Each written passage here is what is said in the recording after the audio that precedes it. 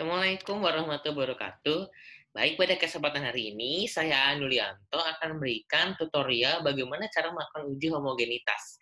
Sesuai dengan video saya sebelumnya terkait uji normalitas, maka untuk selanjutnya, apabila data yang saya uji tersebut normal, maka kita bisa melanjutkan ke uji homogenitas untuk melihat variansinya kedua kelompok tersebut sama ataupun berbeda. Yang apabila nanti homogenitas ini homogen datanya, yaitu kita bisa menunjukkan ke uji independent sample t-test, atau kita bisa melakukan nanti ke uji t-aksen apabila data ini tidak normal. Oke, untuk lebih lanjut kita akan mempelajarinya secara lebih mendalam terkait bagaimana melakukan uji homogenitas. Oke.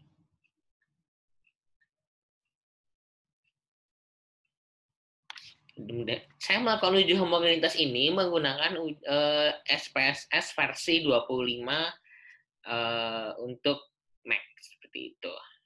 Oke, di sini apa itu uji homogenitas seperti itu ya. Nah, yang akan saya pelajari dengan bersama teman-teman hari ini, uji normalitas digunakan untuk mengetahui variansi populasi data, apakah antara kedua kelompok atau lebih memiliki variansi yang sama ataupun homogen.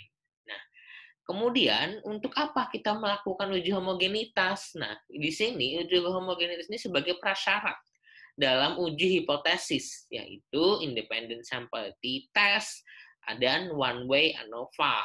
Nah, jadi apabila data nanti yang kita uji homogen, maka kita lanjutkan ke uji T, seperti itu. Nah, kemudian ada hipotesis dan kriteria pengujian. Nah, di sini hipotesis yaitu H0 dan H1. H0 apabila yaitu variansi kedua populasi homogen dan H1 sebaliknya. Nah, kriteria nilai p-value ini sama seperti uji normalitas, yaitu apabila p-value-nya ini nilainya lebih kecil dari 0,05 maka ditolak H0 tersebut. Apabila lebih dari 0,05 maka berlaku sebaliknya, yaitu data homogen. Nah, selanjutnya di sini kita akan melakukan pengujian terkait setelah melakukan uji homogenitas ini ada uji statistik lanjutan inferensial, yaitu untuk uji perbedaan rata-rata. Di sini saya akan ungkap, yaitu uji uji t-aksen, Mann-Whitney atau Wilson-Horn. Nah, apabila data yang kita uji di sini normal, kemudian homogen kedua kelompoknya, maka dapat kita lanjutkan ke uji T.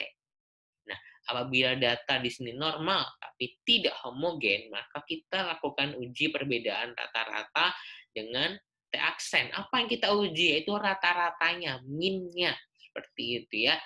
Nah, kemudian uji Mann-Whitney di sini kan apabila yang sudah saya jelaskan kemarin, apa data dari awal sudah tidak normal, maka kita lanjutkan ke uji non parametrik, yaitu Mann-Whitney atau Wilson-Horn. Nah, ini mana kita gunakan? Nah, sesuai dengan jumlah sampelnya. Nah, oke. Di sini karena uji homogenitas ini sebelumnya dilakukan uji normalitas seperti itu, maka saya sudah melakukan pengujian normalitas sebelumnya terkait data kemampuan awal matematis pada kelompok tinggi, KAM tinggi, yaitu yang mendapatkan pembelajaran CPA dengan konvensional. Di sini terlihat keduanya normal karena p-value-nya lebih besar dari 0,05. Artinya di sini perlu dilakukan uji homogenitas untuk melihat variansi kedua kelompok normal, homogen ataupun tidak, seperti itu. Nah, karena data yang sudah memenuhi syarat, maka saya pun akan menunjukkan ke uji homogen. Nah, selanjutnya untuk bukan uji homogenitas, di sini saya akan menggunakan SPSS. Nah, sebelum saya menggunakan SPSS, ini saya akan menjelaskan kepada teman-teman bahwa yang saya gunakan, data ini yang akan saya uji adalah hasil terkait tes kemampuan awal matematis siswa pada kelas eksperimen dan kelas kontrol.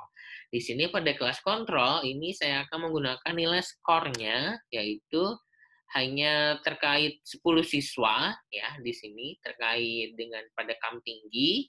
Kemudian yang kelompok KAM tinggi pada eksperimen itu sekitar 16 siswa.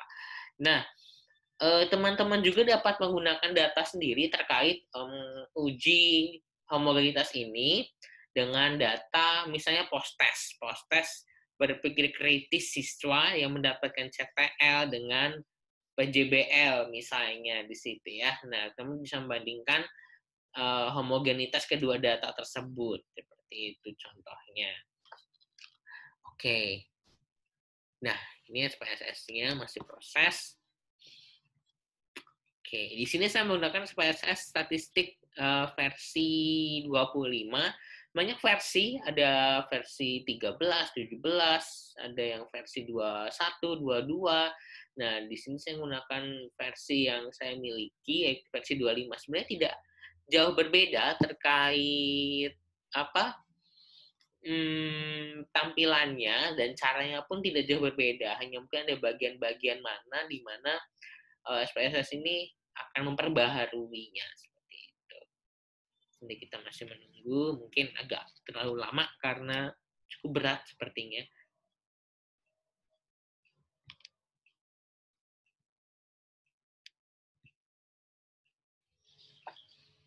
Nah, sinilah. Tengok apa?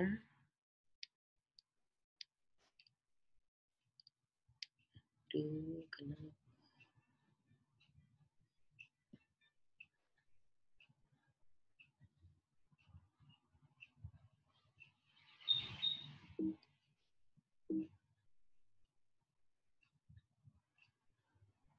Oke, di sini sudah terbuka, yaitu SPSS-nya terkait yang kan kita lakukan adalah kita ke new dataset, kemudian kita ke variable view. Nah, jangan lupa isi di kolom nomor 1, sel 1 terlebih dahulu. Di sini kita isi KAM underscore tinggi. Kemudian desimal kita isi 0. Measure-nya kita isi scale karena ini berupa angka siswa seperti itu. Kemudian pembelajaran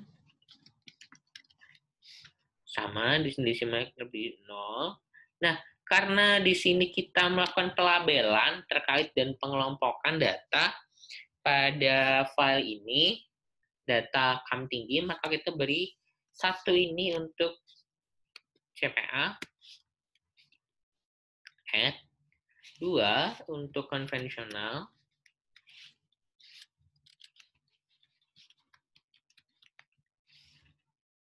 kita add. Oke. Nah, di sini sudah selesai. Nah, jangan lupa di measure-nya kita beri nominal. Karena data pembelajar ini adalah sebuah label seperti itu. Kemudian data view. Nah, di sini KAM tinggi, saya terlebih dahulu akan memasukkan nilai pada CPA. Terlebih dahulu ke eksperimen. Oke, pastekan saja. Karena tadi saya CPA ini, saya beri angka 1, maka di sini saya tulis 1 semua sampai ke bawah. Jangan sampai ada yang terlewat atau malah jadi 11 ya. Harus hati-hati dan teliti. Oke, selanjutnya pada kelas kontrol. Copy, pastekan di sini, di bawahnya. Melanjutkan saja. Di sini saya beri label 2 karena konvensional tadi kelas kontrol itu adalah 2 labelnya. Oke, sip sudah 26. Nah, sekarang kita akan melakukan pengujian uji homogenitas dengan klik analyze, compare mean, kemudian one way ANOVA. Nah, di sini untuk KAM tinggi kita masukkan ke dependent list, kemudian pembelajaran kita masukkan ke factor list, kemudian kita ke option, kita klik homogeneity of variance test. Ya, saya ulangi. Jadi tadi ini untuk kam tinggi, kita masukkan ke dependent list, pembelajaran ke factor list, kemudian kita ke option, kita pilih di sini homogeneity of variant test, continue. Kemudian kita bisa ke langsung oke. Sini akan muncul, nah ini adalah hasil tes homogeneity of variance. Di sini kita gunakan yang paling atas based on mean, ya, karena kita akan menguji perbedaan rata-rata. Nah, kita tinggal memasukkan data ini, ya, Levene statistik di F1, di F2 sampai dengan signifikansi. Kita lihat di sini ada 0,608. Artinya data ini signifikansinya lebih besar dari 0,05. Nah, apabila signifikansinya lebih dari 0,05 artinya H0 diterima dan data ini homogen seperti itu. Nah, kita bisa masukkan terlebih dahulu di PowerPoint yang sudah saya buat tadi. Nah, ya. Ini. Oke. Nah, di sini masih kosong. Kita bisa memasukkannya sini ya, biar terlihat. Kita hanya perlu memasukkan data yang paling atas ini saja.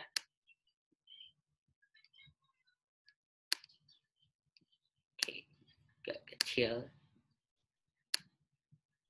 Oke, Levene-nya kita masukkan 0,270.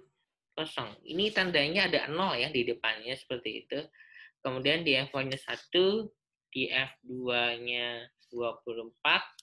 Kemudian p-value-nya di sini 0,608. Kita bisa menambahkan di sini lebih besar dari 0,05.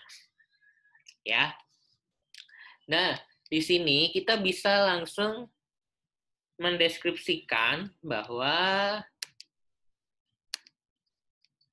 kam pembelajaran kam tinggi di sini yang menggunakan CPI konvensional dengan Levene statistik 0,270 memiliki p-value signifikansi dua arahnya 0,608.